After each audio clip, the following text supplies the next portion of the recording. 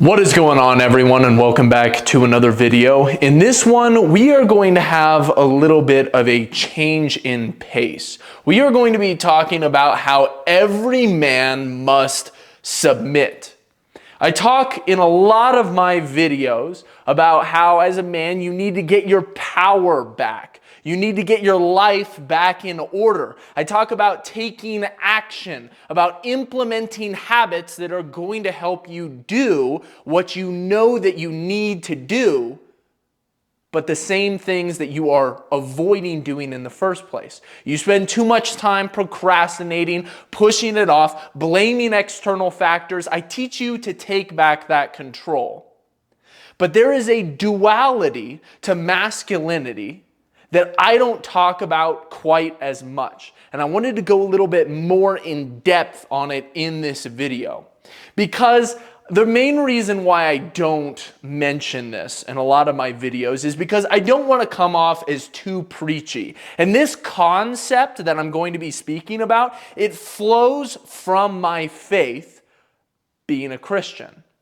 And so if you have a problem with that, if you tend to tune everything out that has to do with any sort of religious arguments, religious rules, or living by a code, living by principles, if you don't believe in God, then it might be time to shut this video off.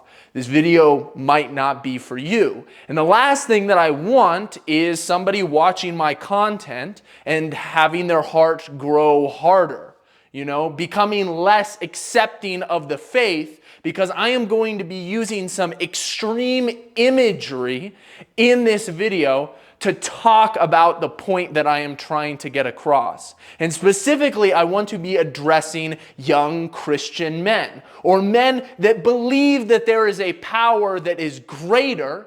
They believe that they are destined to do things. They believe in fate, but at the same time, they don't know exactly what God to worship. They don't know which religion is true. And every single man must be in full submission to God. That is my point of this video. Every single man is going to be a slave to something. I talk about it in all of my videos about how people are often slave to vices. They're slaves to women nowadays. Paul says in the Bible, he says, I am a slave to Christ. And Paul was known to be very dramatic with his imagery, to be dramatic with his words, and often he even used words that were considered cuss words, words that were not appropriate back in the day, in order to grab the attention of the early church, in order to grab the attention of the people that he was preaching to. He would use this inflammatory imagery to get his point across. And I am going to be doing something very, very similar in this video. So what exactly does this submission entail, and why is it so incredibly important for every single man? Well, number one, what the submission entails is complete and utter obedience, even in the presence of lack of understanding. The truth is, we as humans have reason, but our reason is fallen. Our logic is flawed. Ultimately, the first sin of man was reaching for knowledge that we were not given. We ate from the tree of the knowledge of good and evil. We wanted knowledge that had not been given to us. It was the first sin that we ever made. So it is our job to understand that we don't have answers to all of these questions. But God does. And we need to be in full submission to Him, the one who knows all things. And we in turn can't expect to know everything. Whenever I pray, people say that I pray like a Muslim. I get down on my knees, I bow down prostrate, and I worship God. I've talked about what my prayers look like in a couple other videos. But the reason why I actually do this is because Daniel, when he was enslaved in the kingdom of Babylon during exile would pray 3 times on his knees towards the promised land.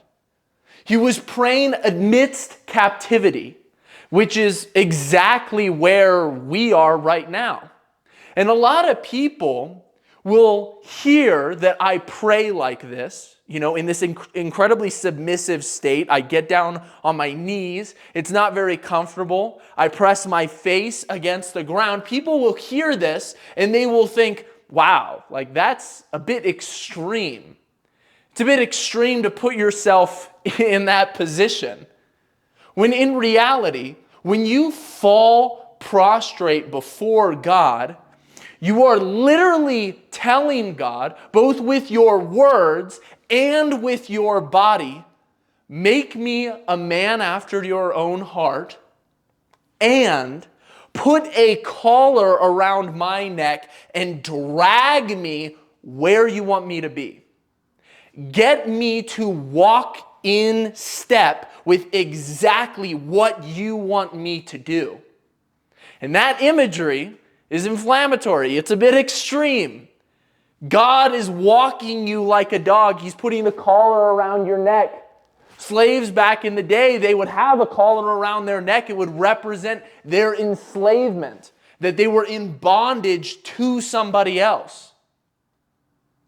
When you get on your hands and knees, when you worship, you pray, you put yourself in full submission, both physically and with the words that you are saying, I believe that it does an amazing job at getting across what so many Christians fail to understand, is that your will doesn't matter.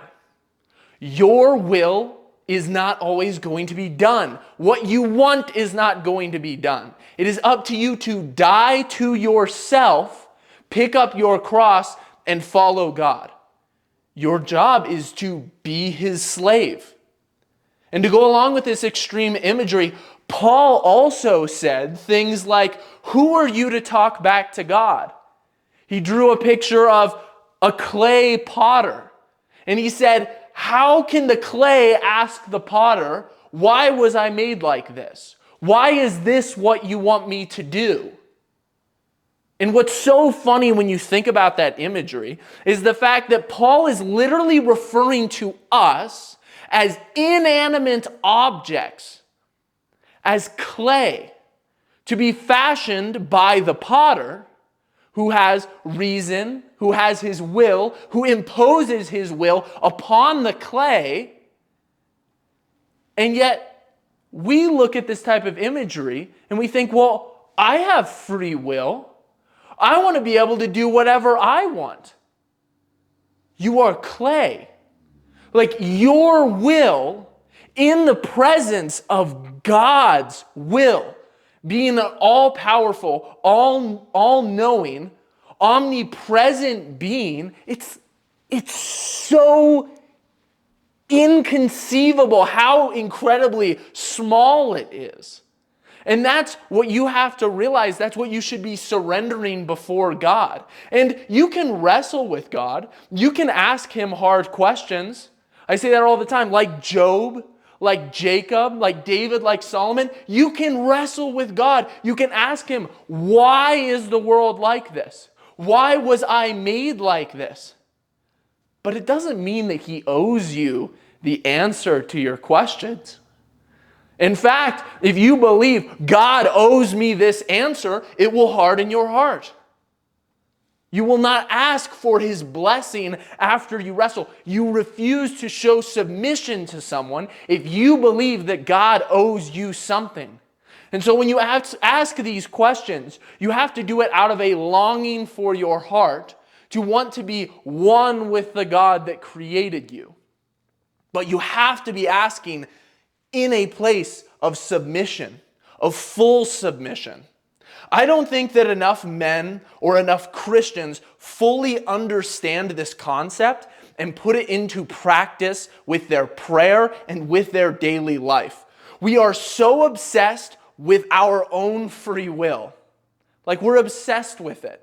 We can't imagine a God that would create a world. So many Christians today think that God's grace is a get out of hell free card.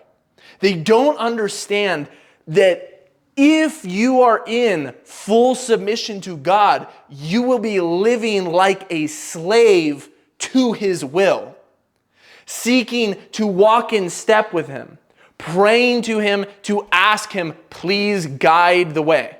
Tell me exactly where to go. And this is the point that I really want to drive home once again, is that you are going to be a slave to something, whether it be women, money, drugs, comfort, or other vices.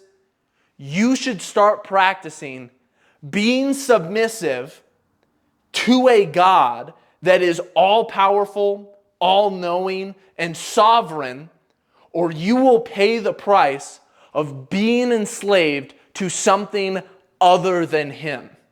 And trust me, when you are a slave to the things of this world, when you are a slave to the things that drag you down, you are never going to end up where you want to be. Even though you may be experiencing all of the dopamine, all of the pleasures of this world, you will still be in bondage. So find your place in submission to a God that created you, to a God who knows what is best for you, to a God who understands the answers to questions that you may never understand. Hopefully you guys enjoyed this video. Make sure to drop a like down below if you did. Drop a comment in the comment section as well. Include a singular thumbs up if you guys watched all the way through to the end of this video, because it means that you have got an attention span of steel, my friend. I will see you guys all in the next video. Peace.